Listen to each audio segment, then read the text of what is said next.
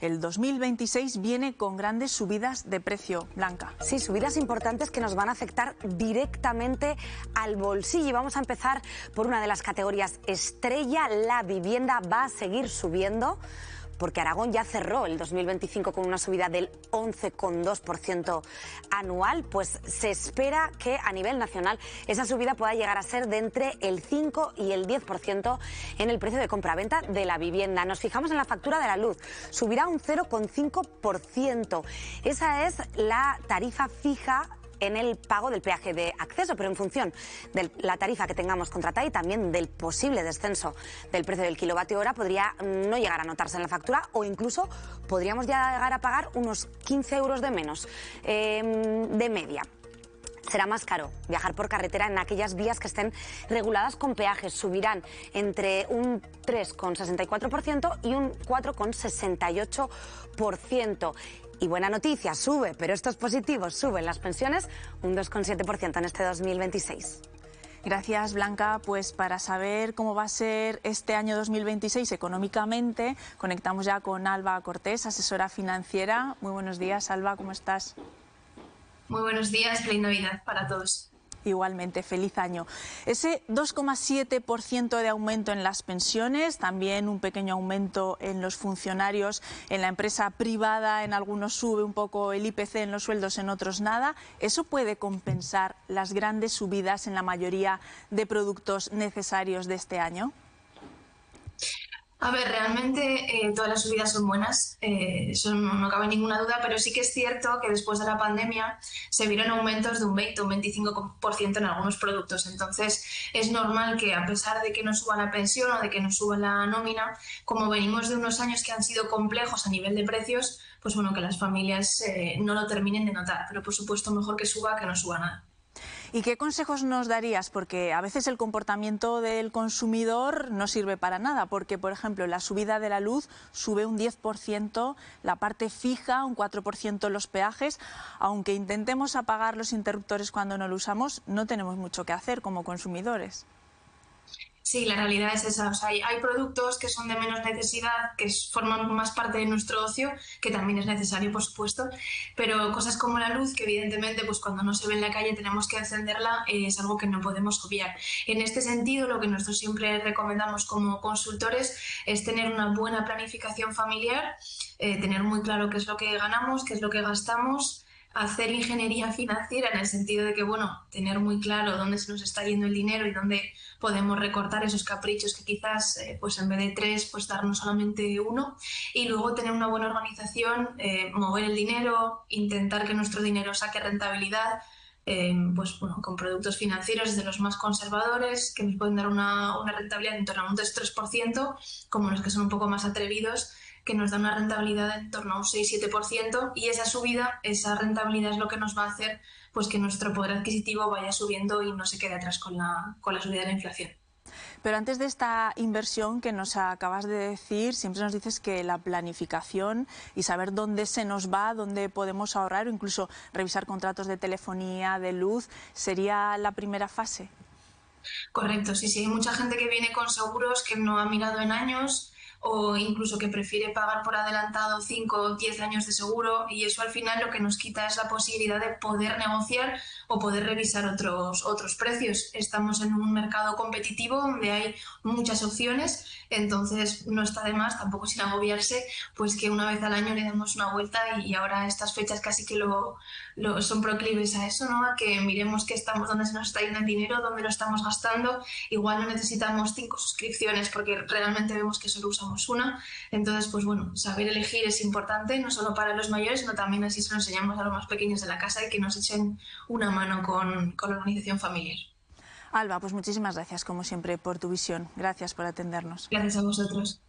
Bueno, lo tenemos difícil, Mónica, hasta llegar a ese último punto que dice invertir en el producto que sea adecuado para nosotros, pero antes toda la cadena a lo mejor te lleva a que no tienes nada para invertir, ¿no? Sí, sobre todo hay muchísimas familias que esta cuesta de enero lo van a pasar bastante peor, porque es verdad que son demasiadas las cosas que empiezan a subir, y hay además algunos factores también un poco políticos, ¿no? Este año se van a revisar más de 20.000 contratos de alquiler porque se ha frenado ya el escudo social que se hizo con la COVID, entonces eso también va a ser un incremento del coste de media de unos 800 euros al año, entonces yo creo que sí va a haber familias que lo van a pasar mal, pero no solamente por eso, al final en la luz ya nos explicaban que es muy difícil poder hacer algo porque son factores que no dependen directamente de nosotros, pero suben además los peajes, nosotros aquí en Aragón cruzando los dedos porque de verdad el 11 de noviembre finalice ya el de la AP68, que es una de las autopistas más caras, aunque los tramos vascos todavía habrá que ver cómo va a evolucionar. Han subido también el transporte público en Zaragoza, el autobús, el tranvía, las tarifas del servicio de bici, que es también muy utilizado en la capital aragonesa, sube el agua, sube las basuras, entonces pues yo creo que, como nos decía la experta, lo mejor que podemos hacer es sentarnos con calma, mirar toda la tabla de los gastos que tenemos, cotejarlo con nuestros ingresos y poder buscar, si es posible, ese tipo de instrumentos financieros que nos pueden ayudar a ahorrar, y sobre todo pues con los recursos más limitados intentar llegar a fin de mes, que no es fácil para muchas familias en este país. Es buen consejo el que nos manda nuestra experta, ¿no? Planificar antes de lamentarnos, ¿no? Es decir, con qué contamos y a dónde podemos llegar, y del gasto que hacemos cuál es suntuario, cuál es ocio, cuál es prescindible, y hay otros que son necesarios. Mirando lo del año pasado y lo de este, prácticamente los incrementos son lo mismo en casi todo, es decir, parece un relato que se repite de forma anual, ¿no? En estas fechas, pero es la realidad con la que nos encontramos. Efectivamente, frente a todo esto, poco se habla del incremento de las nóminas, ¿no? Que también es lo que habría que poner el acento, porque al final, si los gastos van creciendo y los ingresos permanecen, o en la cuenta al final sale negativo, pues verdad, vamos a peor condición económica, ¿no? Y tenemos menor capacidad de gasto. Por lo tanto, la planificación siempre nos va a ayudar a evitar sorpresas, ¿no? El comienzo de año siempre es tortuoso, luego vemos que aparecen cosas durante el año que no estaban previstas y que complican este panorama, pero efectivamente para muchas familias que han visto en ese escudo social de los alquileres post-COVID que había unos años de garantía, ese periodo concluye ahora y se van a incorporar a un mercado que está mucho más tensionado que hace 5 años, con una mayor demanda y una menor oferta, con lo cual un precio desbocado, y donde va a haber que tomar soluciones. Y la solución no pasa por construir, porque construir no se construye ni tan siquiera en 2 o 3 años, cuesta un tiempo. Lo estamos viendo con el plan Más Vivienda de Aragón, que a pesar de que se está haciendo a velocidad de vértigo, no se va a llegar, es que no se puede llegar. Estamos buscando otro tipo de construcciones donde prácticamente se pongan los servicios comunes de comedores y demás, para que solo haya sitios para dormir, para habitar, ¿no? Entonces, bueno, aunque se corra mucho, no se está llegando a eso, y eso es un problema que al final nos lo vamos a encontrar en el mercado. Por otro lado, un mercado donde cada vez, el de la vivienda, se sigue vendiendo más piso, donde cada vez es menos el número de personas que necesitan una financiación bancaria, es decir, una hipoteca, y más gente que hace una aportación económica muy elevada con respecto a los años anteriores, con lo cual el relato tiene algunos puntos, algunos escalones que no nos ayuda a recorrerlo con condiciones de comprensión clara, claro. Siempre que sale este tema, yo pongo en relación lo macro y lo micro. Lo macro en el sentido que este país, bueno, pues es un país que funciona, es de los países de la Unión Europea que más crecimiento está teniendo, que está siendo modelo de otros países europeos, y bueno, es un modelo además que nuestro presidente de gobierno reivindica como que está funcionando bien este país. Los resultados que está teniendo de crecimiento y de desarrollo son importantes, y eso pues le hace sentirse muy feliz y decir que quiere seguir gobernando porque quiere seguir planteando los temas en este modelo, ¿no? Y luego además también siempre pone en relación otro tema, y es el salario mínimo, como ha subido el salario, que también es importante en estos años de gobierno del Partido Socialista, bueno, de la coalición de gobierno, y también pone siempre como ejemplo no solamente el salario, sino la subida a los funcionarios, que la subida a los funcionarios tiene que llevarlo al Parlamento, que veremos a ver qué pasa, lo mismo que una subida del salario mínimo, dado que no tiene una mayoría parlamentaria para poder sacar ambas cosas, veremos a ver, porque esa es la dificultad que tiene.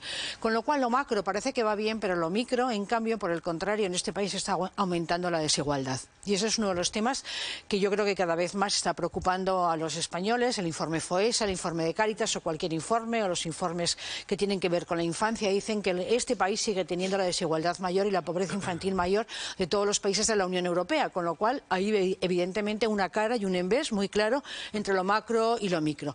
Y entonces además hay una cara y un envés que vosotros lo habéis puesto de manifiesto ahora, cómo pueden aguantar las familias con esta subida de precios, pero esta cara y este envés también tiene una realidad que a mí me preocupa bastante, y es que no solamente se produce un deterioro porque, bueno, en alguna manera el salario está subiendo, sino hay un empobrecimiento de la clase media como consecuencia de todo esto y como consecuencia de que los salarios, a lo mejor no el mínimo, sino que los salarios mínimos todavía en este país son inferiores al salario mínimo de la Unión Europea, y también por eso la situación de nuestros ciudadanos es inferior al desarrollo medio de la Unión Europea. Y eso es lo que este empobrecimiento y esta situación, que además se agudiza mucho con el tema de la vivienda, que tú también has puesto de manifiesto que es un tema grave, que no es un tema de este gobierno, es un tema de otros gobiernos, porque no se hace una varita mágica y se construye una vivienda. Ahora se han puesto las botas, pero es un tema bastante grave, y no llega a la vivienda a la gente con salario mínimo, sino que no llega la gente a la vivienda con salarios medios, que es un tema muy grave.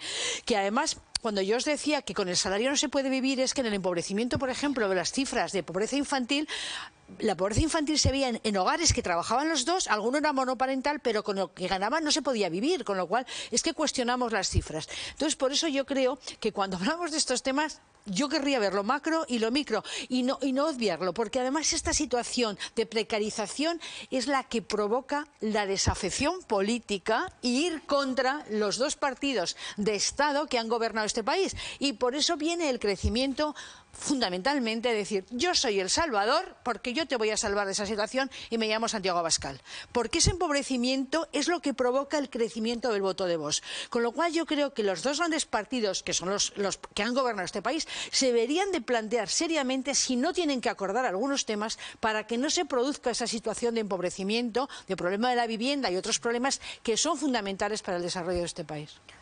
Eso sería fundamental, sobre todo, como decía Pilar, en el tema de la vivienda, porque nos estamos encontrando ahora con casos de trabajadores pobres que ni siquiera tienen recursos para pagar una vivienda, para pagar un alquiler, y que se ven obligados a vivir en el albergue o a vivir en la calle. Los trabajos. Hay millones de euros los que tiene que destinar el Ayuntamiento de Zaragoza a ayudas de urgencia, ayudas de emergencia, y la mayoría de ellas se destinan a pagar alimentos. Entonces, yo creo que eso nos ayuda también a reflejar esa sociedad a doble velocidad, ¿no? Hay gente que puede vivir bastante bien y otra gente que incluso con los ingresos mínimos que tiene es que están mal viviendo y necesitan más ayuda todavía.